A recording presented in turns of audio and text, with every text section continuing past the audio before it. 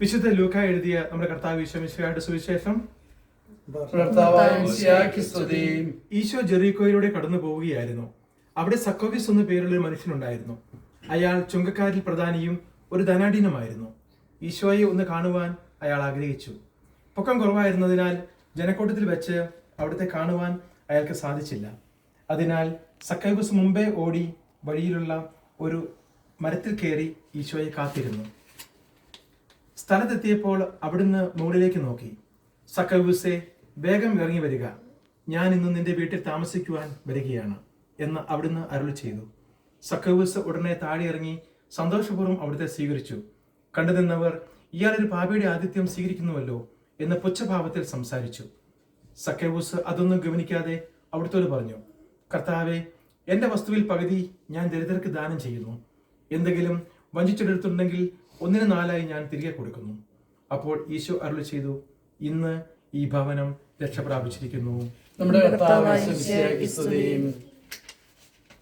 My dear friends in Jesus Christ, today we are here to consecrate this house, and whenever we get something, especially a vehicle or a car or whatever, we do this one. You people also do this one, I believe.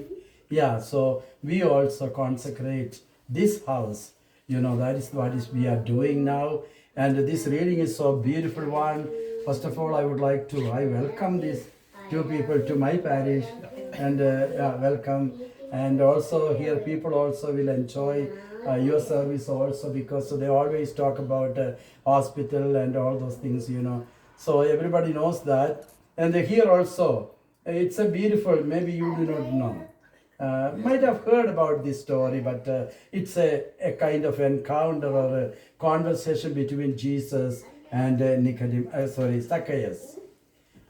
The thing is, the story is, he had a hunger and thirst to see Jesus.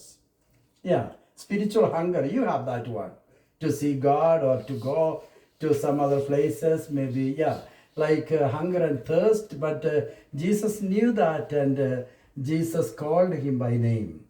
He really wanted to see Jesus, but he was a short man. He could not do it from the crowd, you know. So he climbed a sycamore tree, and he was waiting for Jesus Christ. And but Jesus saw him sitting there, and he called him by name, and he came down. Please come down, hurry down, and today I am coming to your place to eat with you. That's what Jesus said. So we have a big, long conversation is going on, and some people, they did not like that, but other people, they are okay, positive. Anyway, in between, this is a great thing. In between, we can see a kind of conversion.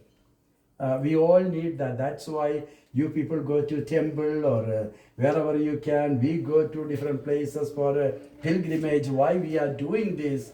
You know, this kind of change. You know, we all need that one. We call it a conversion. Yeah, change of heart. And this man said two things. You know, I'm going to give half of my property to the poor. And if I have cheated somebody, defrauded, I will give back 3 times as much. That's what he said. No, I'm not going to tell anybody to do that. But what I'm saying is, here we can see a kind of wonderful conversion. And then Jesus said something that is very important one. Today, salvation comes to this house. We all try.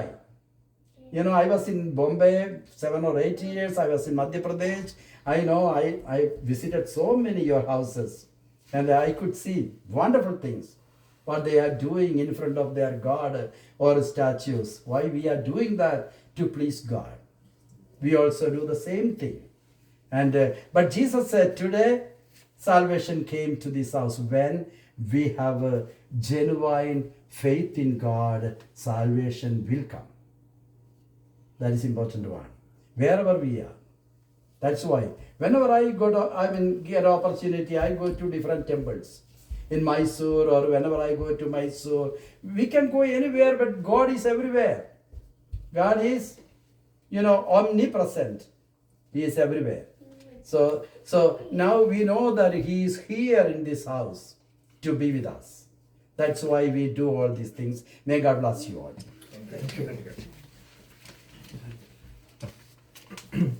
നമുക്കെല്ലാവർക്കും സന്തോഷത്തും ഭക്തിയോടും കൂടെ നിന്ന് കർത്താവെ കുടുംബാംഗങ്ങളെ അനുഗ്രഹിക്കണമെന്ന് പ്രാർത്ഥിക്കാം. കർത്താവേ കുടുംബാംഗങ്ങളെ അനുഗ്രഹിക്കണമേ. അധ്വാനവും പ്രാർത്ഥനയും വഴി യഥാർത്ഥമായ ക്രിസ്തീയ ജീവിതം നയിച്ചുകൊണ്ടും നിരന്തരം അങ്ങയെ പ്രീതിപ്പെടുത്തുവാൻ കർത്താവേ കുടുംബാംഗങ്ങളെ അനുഗ്രഹിക്കണമേ.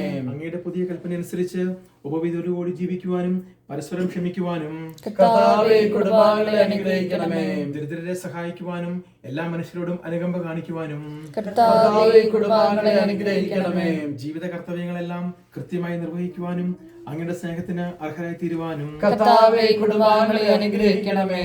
സാമ്പത്തികമായ ബുദ്ധിമുട്ടുകളും ജീവിതത്തിലെ മറ്റു ക്ലേശങ്ങളും സന്തോഷപൂർവ്വം സഹിച്ചുകൊണ്ട് അങ്ങയെ പിന്തുടരുവാൻ കർത്താവേ കുടുംബാംഗങ്ങളെ അനുഗ്രഹിക്കണമേ. തിരുക്കുടുംബത്തിന്റെ മാതൃകയനുസരിച്ച് സമാധാനപൂർവ്വം ജീവിക്കുവാൻ കർത്താവേ കുടുംബാംഗങ്ങളെ അനുഗ്രഹിക്കണമേ. കർത്താവിന്റെ തൃക്കരം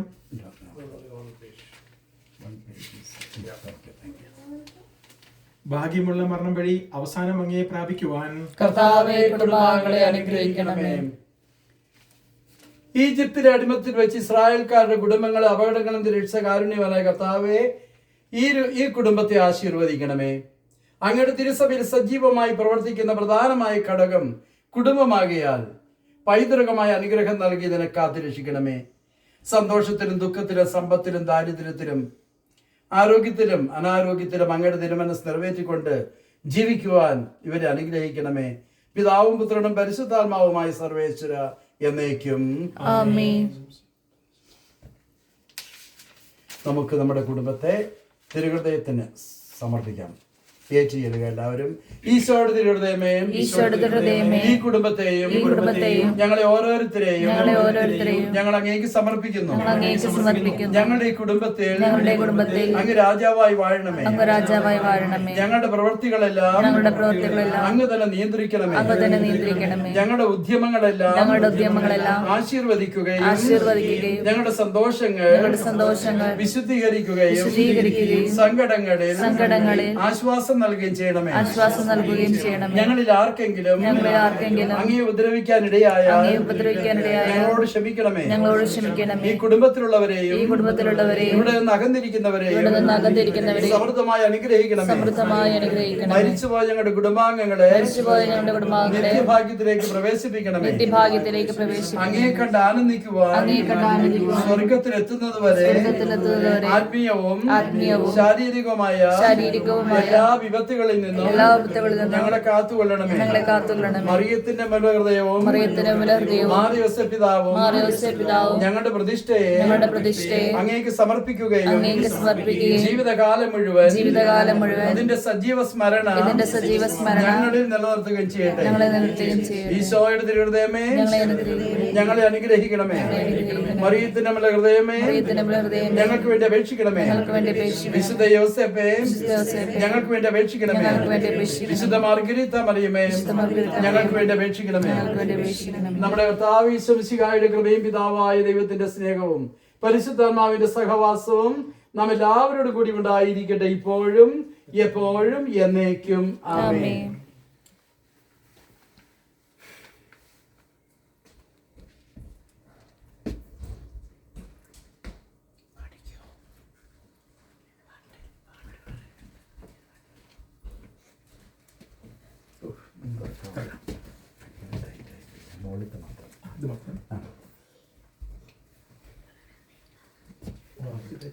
മൊത്തം വേണ്ട, മോളത്തെ മാത്രം മതി.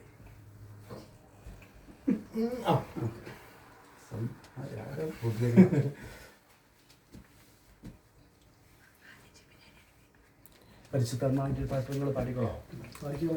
പരിശുദ്ധാത്മാവേ, നീ എഴുന്നള്ളി വരണമേ എൻ്റെ ഹൃദയത്തിൽ. ദിവ്യദാനങ്ങൾ ചിന്തി എന്നുള്ളിൽ ദൈവസ്നേഹം നിറയ്ക്കണേ. സ്വർഗവാതിൽ തുറന്നു ഭൂമിയിൽ നിർഗളിക്കും പ്രകാശമേ.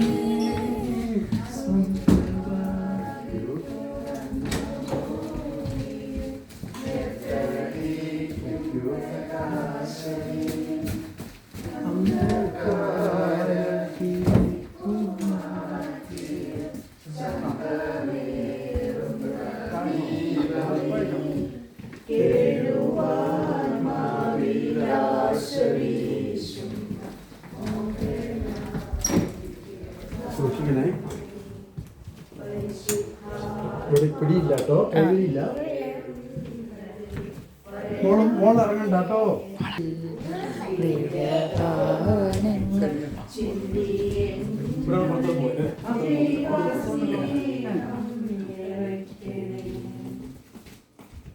Okay, done.